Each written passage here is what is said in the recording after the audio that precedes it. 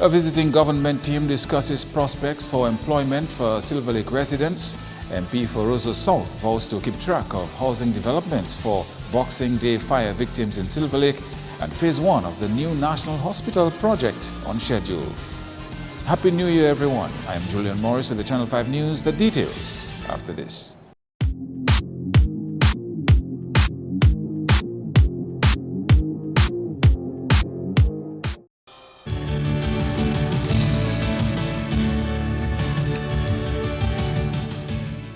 First up, the new year will offer some good tidings for the residents of Silver Lake as government seeks to provide them with employment opportunities. Senator Isaiah Benoit was in Silver Lake on Tuesday discussing job prospects for the unemployed population there. I am here today just to continue to see what's taking place, but more importantly, to seek to collaborate with the people of Silver Lake in implementing some employment initiatives. As we are aware, in this situation, housing was at the forefront, but employment is also an urgent concern for us in Silver Lake, and we'll be seeking to engage a cadre of people from Silver Lake with the NEP to implement several programs, including beautification and others, so that they can get that employment, get that means of income to meet their needs and the needs of their families and build from there. Meantime, contractor Felix Thomas and the manager of the housing division were on the site of the continuing apartment project at Silver Lake. Benoit says government will be there for the community in every aspect of its livelihood to ensure the people bounce back from their current plight.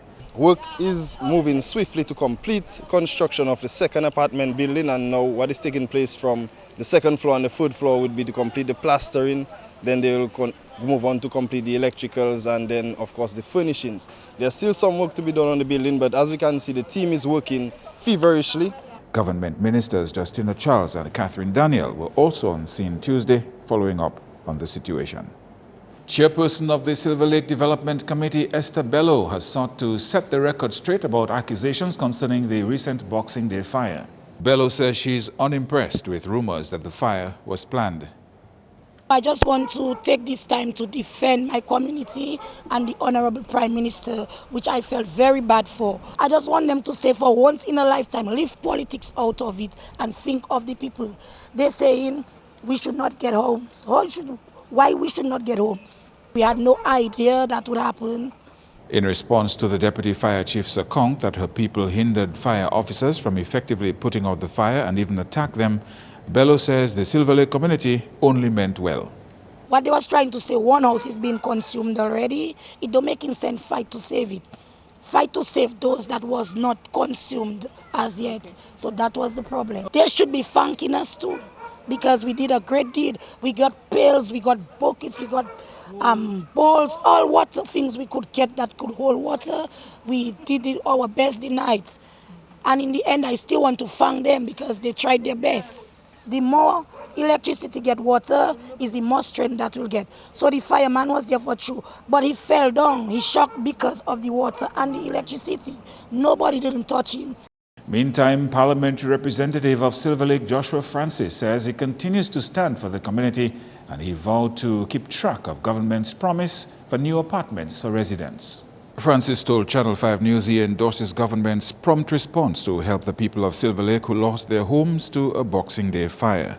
He spoke with Channel 5 News at Silver Lake on Tuesday. I'm satisfied that the government responded appropriately because this is a situation that requires urgency. Already the people of the Silver Lake community were being affected by housing situations. So now that the government has given a commitment to build a third apartment, that is welcoming and we're very pleased. And as a parliamentary representative of that constituency, I will do everything and activate every effort to ensure that the new apartment is constructed. This incident generated some controversy. Do you associate yourself with this insinuation that a crime took place here? Well, I cannot disassociate myself with the people of Silver Lake because I'm the parliamentary representative. As far as the investigative aspect of the fire, that is not within my purview.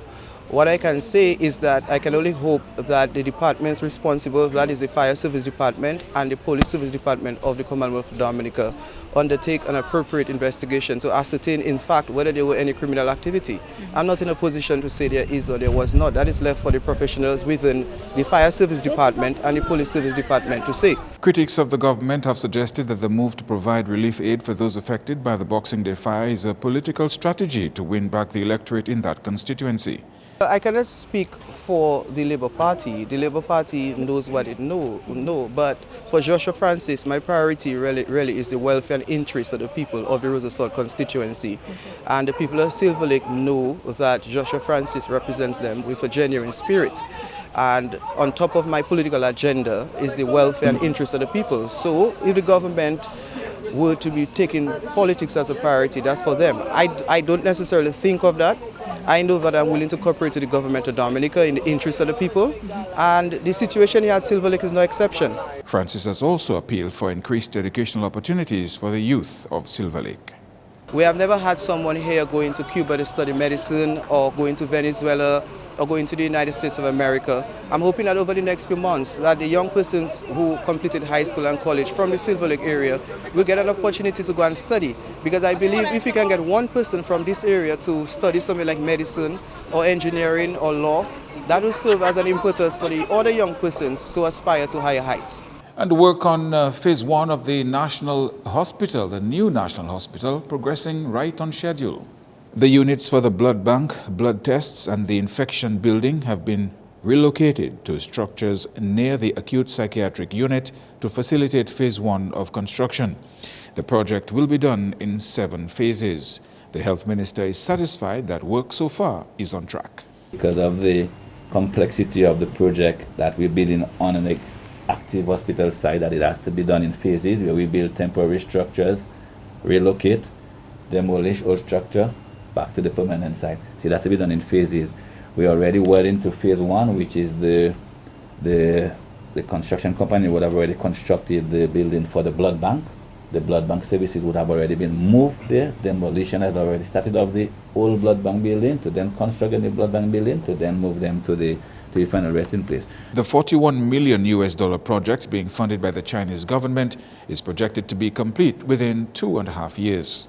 By the time the project is complete, we'll have a fully functional hospital, because by the time each phase is complete, you will have had the new building then actively being used. So instead probably we're going to a new site, we maybe have to wait, maybe have issues. We now have to ensure that at each phase, because the new structure that is going to be able to house the whatever service has to be fully functional before they move back in. So by the time the project is complete in 2.5 years, we'll already have a fully functional working hospital. When completed, it will have a new intensive care unit, pathology department, operating theater department with 4 operating rooms. The project will also include new and modern accident and emergency department with emergency rooms, an emergency operating room, observation and asthma rooms. New accommodation will also be provided for the administration department on the first floor of the accident and emergency unit building.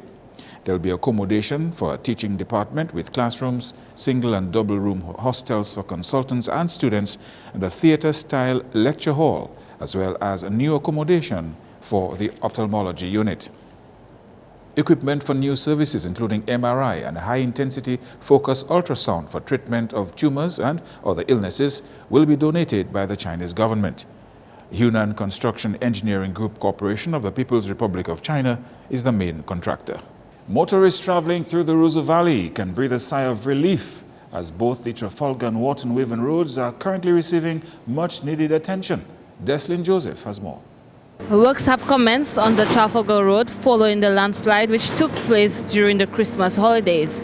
Senator Blanchard said that the men are expected to work from 8 to 5 p.m. straight through. A delegation, again led by myself, the Permanent Secretary and the Chief Technical Officer, visited the area and had discussions with the local contractors in the Wharton area to see how we can assist them in moving that project forward. We also are aware that not just traffic by locals in that area, but also by persons on tours either those who are cruise ship passengers or those who are stayover visitors as well. The valley remains one of the ideal or most popular destinations or tourist attractions rather. What we have since done in collaboration with two other ministries, the Ministry of Tourism and Urban Development, as well as the Ministry of Justice, we have liaised with the police, the Ministry of Tourism, and we're working closely with them to ensure traffic management, particularly during peak hours. She explained that apart from the Trafalgar Road, there are several ongoing constructions projects throughout the Waterhaven routes. So what the government has done, in the interest of making it easier for persons who reside and who visit that area, is to immediately move forward with the evaluation of a bypass area in the same Cabanis area where we are right now. The technical team has advised, and work is expected to begin on the realignments of that road. Drivers have been diverted to the Waterhaven Road until the project is completed. Deslin Joseph reporting for Channel 5 News. You are watching Channel 5 News. Coming up, an increase in media licenses issued last year and the potential benefits for artists.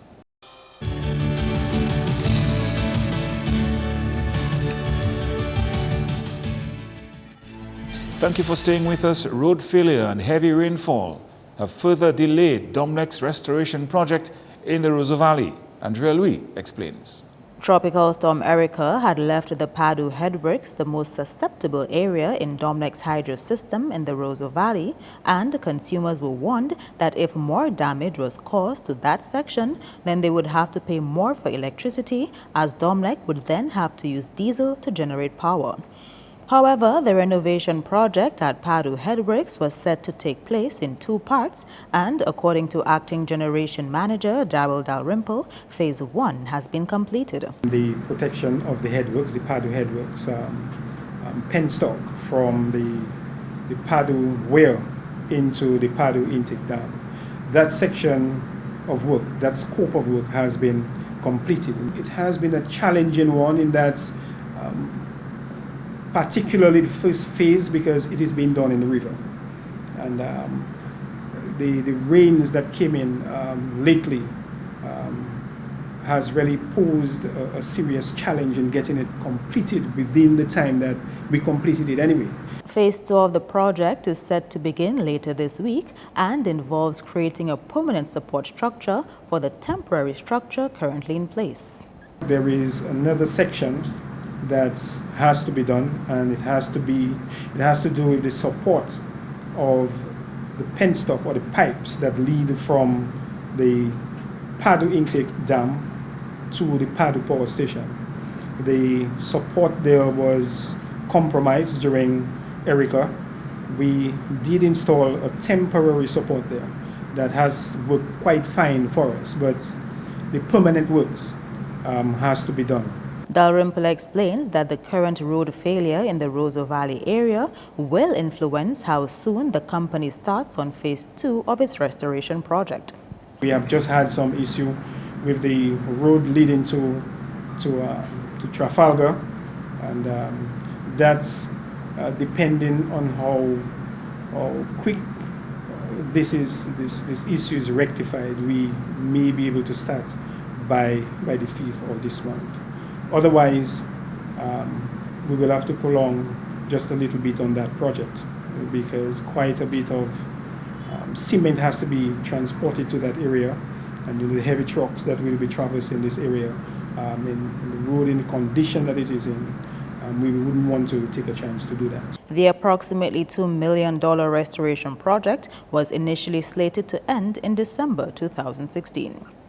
Andrea Louis, Channel 5 News.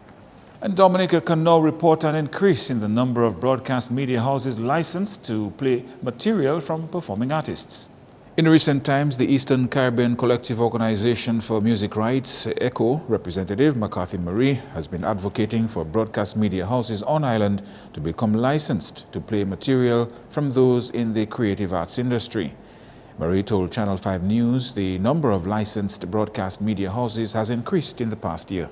We have 2 radio stations who have not been licensed, 2 are licensed, That's the national broadcaster, Dominica Broadcasting Service, and Kyrie FM. We are continuing discussions with the others, but we haven't got any final word from them as to when they'll sign the license. You know, there are two cable operators here. One of them has been licensed for maybe going on 5 years now, and the other one is not. We hope to have the other one licensed as soon as possible. Well, we would go to court and ask for damages and an injunction. That's the usual thing. And the damages usually will be equal to what the license fee would have been, plus whatever the judge feels is fit and appropriate to discourage others from doing the same thing. The former chairman of ECHO says apart from broadcast media houses, events and hotels are also being licensed so that artists can be properly compensated for their work. And besides that, of course, we license the World Creole Music Festival, we license Creole in the Park, we license many events that happen, as well as a couple of hotels, started licensing them. Currently, ECHO collects and distributes money for songwriters registered with the institution. However, a wider group of people will benefit from the royalties collected in the near future.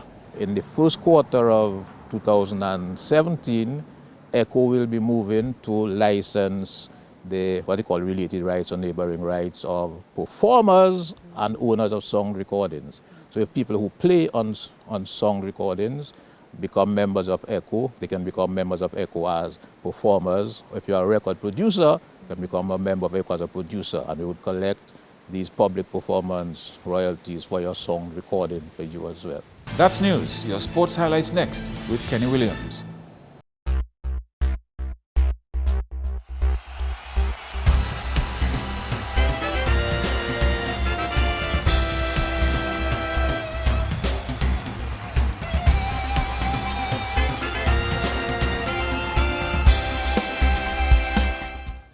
First up in sports, where 15 matches are on this week in the national leagues of the Dominica Football Association. Beginning with the Division 1 League on Wednesday, RC Doctors will take on MV Maxino Bombers at Benjamin's Park. Over at Poirier Playing Field, it will be a Gully Dream Team versus Ray Charles Point Michelle encounter. At Newtown, the All Saints and the Newtown Juvenile Football Academy Harlem United teams will go head-to-head. The action continues on Thursday, where Police Sports Club will come up against St. Mary's Cooperative Credit Union Delton United at Poirier. At Dublin, it will be a clash of the Haitian Angels and the Dublin football clubs. And at Benjamin's Park, Exodus FC will come up against Skerrit Northeast. On Friday, Buster Warner will take on Maosoka Strikers at Portersville, while at Newtown, it will be an epic battle of the Trafalgar Football Club and ACS 711 Portersville Tarish United. These games are carded for 6 p.m. On Saturday, Andy Williams Spartans will battle Club Lubia at the Poirier Playing Field from 4 p.m., while on Sunday, Element Agency's LA Stars will come up against East Central at Castle Bruce Playing Field at 3 p.m. Meantime, in the DFA Flow Premier League on Friday, Middleham United will take on RIC Kensborough at Dublin at 6 p.m. Saturday's match will be a clash of the Petro Caribe Point Michelle and the Northern Concrete and Steel Bomber teams at Geneva from 3 in the afternoon. At 4, it will be a match between Caribbean Cool Harlem United and Dublin FC. Finally, on Sunday, Sagicor Southeast will battle Waukee Rollers at Dublin Playing Field at 4 p.m. And at the Geneva grounds, it will be a Bath State FC versus Exodus FC match at 3 p.m. A reminder to all clubs that the second transfer window is open from now until January 31, 2017. On to regional sports now. Former West Indies batsman Dwayne Smith has announced that he will retire from domestic one-day cricket for Barbados Pride ahead of the regional Super 50 this month. According to a Windies cricket report, the 33-year-old said he was no longer a part of the selectors' plans and was not pleased about not being able to finish his career at home. As a result, he said he will be sending his resignation from 50-over cricket to the Barbados Pride team. Smith has scored 3,500 runs from 183 List A games at an average of 23, but had a disappointing outing in last year's Super 50, where he made 116 from 8 innings at an average of 14. Next up, a chance for upcoming generations to be knowledgeable in the area of cricket as the West Indies Cricket Board seeks to include cricket history as part of the CSEC examinations soon. According to an article by the Jamaica Star, WICB's Marketing and Communications Manager Carol Beckford says it is the board's intention to have the younger generation understand the importance of the sport to the Caribbean. She said the marriage of cricket history to physical education could help solidify the social, business and political implications of the sport on the minds of students. The WICB have been meeting with CXC in order to make the curriculum addition a reality. Talks between the two organizations are ongoing. In international cricket, Matt Renshaw and David Warner had good performances in the opening day of the third test between Pakistan and Australia on Tuesday. The Aussies took first knock and scored 365 for 3 in 88 overs. Renshaw smashed 167 not out, including 18 fours, while Warner assisted with 113, including 17 fours. Peter Hanscom was undefeated on 40. Meantime, South Africa led Sri Lanka by 327 runs with 10 wickets in hand at the end of day 2 of the second test on Tuesday. South Africa took first knock and was bowled out for 392. Dean Edgar made 129 while Quinton de Kock added 101. El Komar was a force to reckon with when he took 6 for 122 for Sri Lanka. In reply, his team could only reach 110 with the highest score by a batsman being 26. Batting a second time, South Africa reached 35 at the end of day 2. And New Zealand won the first T20 match against Bangladesh by 6 wickets with 12 balls remaining on Tuesday. Bangladesh took first knock and reached 141 for 8. In reply, Kane Williamson struck 73 not out to help New Zealand reach 143 for 4. That's all the sporting highlights for now. I am Kenny Williams. Join us again next time.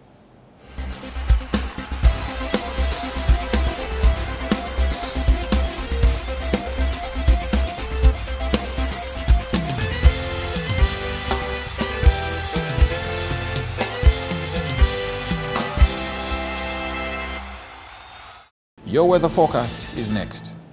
Good evening, viewers. Welcome to tonight's weather broadcast. I am Janet Macpherson. A high-pressure system was the dominant feature today, resulting in some low-level clouds across the Lesser Antilles. Partly cloudy to cloudy skies were observed across Dominica today. Radar imagery indicated a few isolated showers across parts of the Lesser Antilles. The weather for tonight, partly cloudy to cloudy and breezy with some scattered showers. These conditions are expected to continue into tomorrow. Seas tomorrow moderate in open water, waves peaking up to 7 feet. Small craft operators and sea bathers are advised to exercise caution. Looking ahead for the next 3 days, expect partly cloudy to cloudy skies with some scattered showers. Throughout the Caribbean tomorrow, a high-pressure system will continue to generate partly cloudy to cloudy skies and some scattered showers across the island chain. On the international cities forecast, partly cloudy conditions expected in New York, London and Beijing. Thunderstorm activity expected in Miami and Caracas. Sunrise tomorrow at 6:33 a.m. and the sunset at 5:48 p.m. For up-to-date weather information, visit our website at weather.gov.dm or call the weather hotline at 447-5555. Thank you for viewing and have a good night. And as we wrap up the news, headlines again, a visiting government team discusses prospects for employment for Silver Lake residents. MP for Roseau South vows to keep track of housing development for Boxing Day fire victims in Silver Lake and phase 1 of the new National Hospital project on schedule. Feel free to contact us at news@mapping2k4.com. You can also access our past newscasts on our YouTube channel. On behalf of the production team, I am Julian Morris. To our viewers around the world, thank you for watching.